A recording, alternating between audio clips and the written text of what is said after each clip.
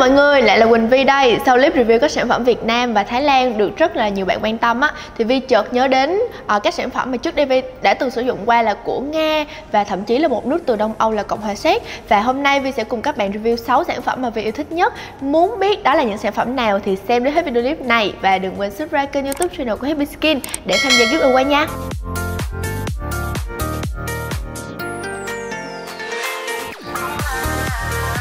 Sản phẩm mà Vi muốn nhắc đến đầu tiên trong ngày hôm nay đó chính là em serum của Nature Siberica. Đây là một trong những hãng mỹ phẩm hữu cơ rất là nổi tiếng tại Nga với các thành phần chủ yếu được chiết xuất từ các thảo mộc quý hiếm từ vùng đất Siberia. Nói về em serum này á, đây là một trong những gọi là best seller của hãng với giải thưởng là Best Green Cosmetic được trao giải vào năm 2012 tại Ý của cái hạng mục là các sản phẩm xanh, hữu cơ và có hiệu quả tốt. Sai vào bảng thành phần của em này á, thì hầu hết đều là thảo mộc và đứng ở vị trí thứ hai trong bảng thành phần chỉ sau nước đó chính là niacinamide. Niacinamide có khả năng phục hồi làn da, tăng sinh collagen. Ceramide cải thiện độ đàn hồi da, lưu giữ độ ẩm trên da và giảm sự hình thành các sắc tố melanin gây sạm da, giúp da tươi trẻ và sáng hơn. Panthenol có tác dụng bảo vệ da khỏi các tác động từ bên ngoài, làm lành các tổn thương trên da cũng như là cấp ẩm và chống lão hóa cho da. Cùng hai loại thảo dược nổi bật là chiết xuất cây thanh hương trà, đặc biệt giàu vitamin C và các axit béo không no, có tác dụng làm sáng da tự nhiên, sát khuẩn và ngăn ngừa các biểu hiện lão hóa. Nhân sâm Siberia, loại thảo mộc quý giá nhất nước Nga, mọc trong vùng băng tuyết với sức sống đáng kinh ngạc, có chứa một loạt các chất chống oxy hóa tự nhiên, vừa làm sáng da vừa cung cấp dinh dưỡng. Sau các bước làm sạch và toner thì Vi sẽ sử dụng 1 đến 2 giọt serum trên toàn khuôn mặt. Texture của em này thì hơi đặc nên sẽ có cảm giác hơi rít khi mà bôi lên da. Tuy nhiên là chỉ cần chờ đến 1 đến 2 phút á, thì serum sẽ thấm hết vào da. Sử dụng hết một loại này á, thì Vi cảm thấy là các vết thâm trên da của mình mờ đi nè, da sáng và khỏe hơn. Có một lưu ý cho các bạn là nồng độ niacinamide trong sản phẩm này khá cao và theo lý thuyết thì niacinamide trên 4% trong một sản phẩm á, thì có cái tác dụng là làm trắng rất là hiệu quả. Tuy nhiên là sẽ dễ gây kích ứng đối với các làn da quá nhạy cảm, nên nếu là bạn nào quá nhạy cảm với các sản phẩm mới á, thì nên thử ở phần quai hàm trước khi mà sử dụng trên toàn khuôn mặt nha. Một điểm trừ mà Vi không thích ở bạn này đó chính là mùi hương khá nồng, tuy nhiên là mùi cũng sẽ bay đi khi mà sản phẩm thấm hết vào da. Và để chấm điểm cho bạn này á, thì Vi sẽ chấm cho bạn ấy là 8 trên 10 vì giá cả rất là tuyệt vời luôn, phải nói là ngon bổ rẻ, trừ 1,5 điểm. Thứ nhất là mùi hương, thứ hai là nhờn rít và thứ ba là không thích hợp cho các làn da quá nhạy cảm. Sản phẩm thứ hai mà Vi muốn review đó chính là gel rửa mặt của Agafea. Bao bì của bạn này thì rất là đơn giản với hầu hết là tiếng Nga trên bao bì, tuy nhiên là vẫn có tiếng Anh ở thành phần để chúng ta dễ dàng tham khảo. Sản phẩm này có chất hoạt động bề mặt là sodium lauryl sulfate. Đây là một chất giúp làm sạch da nè. Ngoài ra là có chiết xuất từ dưa leo, một thành phần rất là nổi tiếng trong việc làm dịu, cấp ẩm, cấp nước cũng như là làm sạch sâu trong lỗ chân lông, và có cả glycerin giúp giữ ẩm cho da sau khi mà chúng ta rửa mặt nữa. Bạn này có mùi dưa leo khá là nồng nên đối với những bạn mà nhạy cảm mùi hương á, sẽ cảm thấy là không thích lắm. Khi rửa thì sẽ có tạo ra khá là ít bọt và sau khi rửa xong thì da của chúng ta sẽ cảm thấy là sạch, thông thoáng nhưng mà không bị căng kích hay là khó chịu. Thậm chí là vào những ngày mà Vi bị kích ứng da thì vẫn vô tư sử dụng. Bạn này thì có thiết kế khá là lỏng lẻo. Cái nắp này nè rất là khó đóng, nếu mà các bạn để ở trong bồn rửa mặt ở trong phòng tắm á, thì sẽ rất là dễ bị nước vào bên trong như thế này. Nhưng mà chúng ta cũng phải thông cảm thôi vì giá thành của bạn ấy rất là rẻ. Để đánh giá chung thì Vi chấm bạn này là khoảng 7 trên 10 điểm. Nói chung là bạn cũng không có gì quá đặc biệt so với vô số các sản phẩm làm sạch khác trên thị trường. Tuy nhiên là giá thành thì rất rẻ nè, lành tính và dễ dàng sử dụng nên là rất là phù hợp với các bạn học sinh sinh viên. Sản phẩm tiếp theo đó là mặt nạ sữa non của Agafea. Sản phẩm này thì từng rất là nổi tiếng nên Vi nghĩ là cũng nhiều bạn ở đây biết rồi. Công dụng chính của bạn này là tăng độ ẩm cho da nè, kích thích tái tạo tế bào da, trẻ hóa da, giúp da tăng độ đàn hồi săn chắc, từ đó là giúp da mềm mịn và giảm mụn cám. Bạn này có kết cấu kem khá đặc, được đựng trong một chiếc túi có nắp vặn chắc chắn nên rất dễ bảo quản.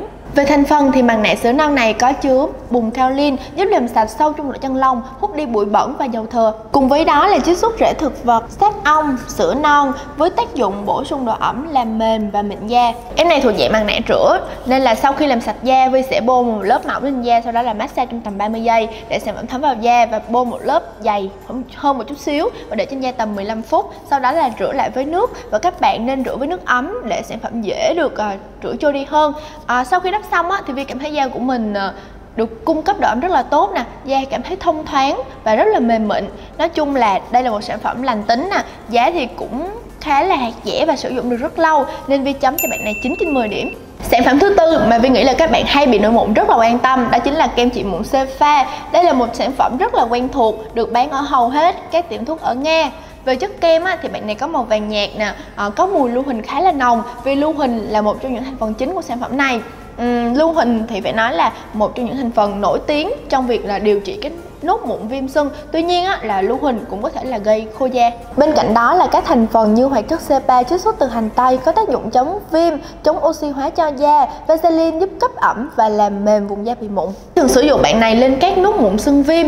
Đối với các nốt mụn mới nhú nhân hoặc là mới sưng đỏ thì có tác dụng rất là nhanh, khoảng 1 đến 2 ngày. Còn đối với các nốt mụn mà đã sưng lên và có cồi già rồi thì khoảng là hơn 1 tuần thì mới xẹp đi. Khi sử dụng thì Vi thấy là da của mình không bị khô hay là châm chích gì cả. Tuy nhiên là đối với da của các bạn nào quá nhạy cảm với lưu huỳnh thì nên là thử trước khi mà chúng ta sử dụng nha. Nói chung đánh giá thì Vi cho bạn này khoảng 7/10 điểm. Giá thành rẻ nè, tuyếp thì to, sử dụng rất là lâu. Đối với các bạn lâu lâu mới mặc một cục một nên sắm cho mình một tuyếp như thế này nha. Sản phẩm thứ 5 là dành cho các bạn tiêm môi khô và hay bị bong tróc, đó chính là son dưỡng môi tẩy tế bào chết Astrid. Đây là một sản phẩm rất là quen thuộc, được bán rất là nhiều ở Việt Nam. Và các bạn có biết không, sản phẩm này đến từ đất nước Cộng hòa Séc xa xôi đó. Sản phẩm này được bán với 2 dòng màu hồng và dòng màu trắng. Về công dụng thì dòng màu hồng có tác dụng chính là dưỡng ẩm, còn dòng màu trắng có tác dụng là tẩy tế bào chết cho môi. Vi thường dùng bạn này trước khi đi ngủ, bôi một lớp dày trên môi và sau đó là sáng hôm sau các bạn sẽ thấy là môi của mình bong ra từng mảng lớn, đó là những cái lớp tế bào chết, và môi của các bạn sẽ trở nên bóng và căng. Khi mà đánh son thì rất là đẹp. Tuy nhiên có một lưu ý là các bạn nên bôi một lớp son dưỡng lên để tránh trường hợp là môi bị khô căng nha. Vì em này hoạt động như một loại tẩy tế bào chết cho môi nên các bạn không nên dùng quá thường xuyên, nên là cách ngày ra. Vì nếu mà các bạn dùng hàng ngày sẽ khiến cho môi bị bong tróc liên tục, từ đó là cái da môi của chúng ta rất là mỏng. Nói chung đánh giá thì Vi chấm bạn này 9/10 điểm, bởi giá thành rất là rẻ nè, dễ mua nè, dễ sử dụng, hiệu quả rất là tốt. Tuy nhiên có một điểm trừ, đó chính là cái bao bì của bạn này rất là dễ vỡ, nên các bạn cần cẩn thận khi sử dụng nha. Sản phẩm cuối cùng là serum dưỡng mi eFly. Đây là một thương hiệu mỹ phẩm của Nga. Trước đây thì Vi cũng không chú ý đến cái lông mi của mình lắm. Tuy nhiên là thấy lông mi của mình hơi ngắn nên là mày mò tìm hiểu các sản phẩm dưỡng mi thì thấy là bạn này được rất là nhiều review khen trên khắp các diễn đàn làm đẹp. Theo Vi tìm hiểu thì bạn này có chứa các thành phần chính là protein đậu nành giúp bảo vệ mi, đồng thời thấm sâu vào từng sợi mi để nuôi dưỡng và làm dài mi. Ngoài ra còn có thêm hyaluronic acid giúp dưỡng ẩm, củng cố cấu trúc mi, và dipanthenol giúp chăm sóc, cung cấp các dưỡng chất cần thiết cho mi. Điểm Vi thích nhất ở bạn này đó chính là mùi hương ngọt ngọt rất là dễ chịu khi sử dụng. Cách sử dụng cũng rất là đơn giản, chỉ cần trút lên lông mi như là các bạn sử dụng mascara bình thường thôi. Mới trút lên thì các bạn thấy lông mi của mình có một cái màu trắng hơi kỳ, nhưng mà yên tâm, khoảng 5 đến 10 phút sau thì cái màu trắng đó sẽ trở nên trong suốt và biến mất. Cảm nhận đầu tiên của Vi khi sử dụng là cảm thấy lông mi của mình khá mềm nè, có hiệu ứng là dài mi tức thời bởi serum sẽ có hiệu ứng nối mi.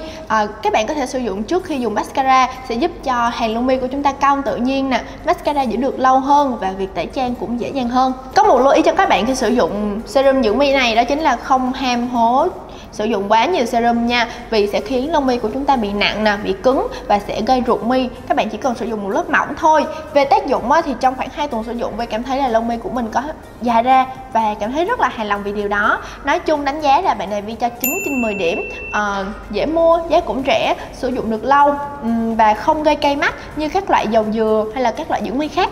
Tóm lại thì các sản phẩm mà Vi vừa review đều có những ưu và khuyết điểm riêng. Tuy nhiên là với mức giá rẻ và hiệu quả như thế thì Vi nghĩ là các sản phẩm Nga và Đông Âu cũng rất là đáng để thử đối với những bạn học sinh, sinh viên và những người mới bắt đầu chăm sóc da. Hy vọng là video clip này sẽ hữu ích cho các bạn. Đừng quên subscribe kênh YouTube channel của Happy Skin để tham gia giveaway và theo dõi những video mới tiếp theo nha. Bye bye!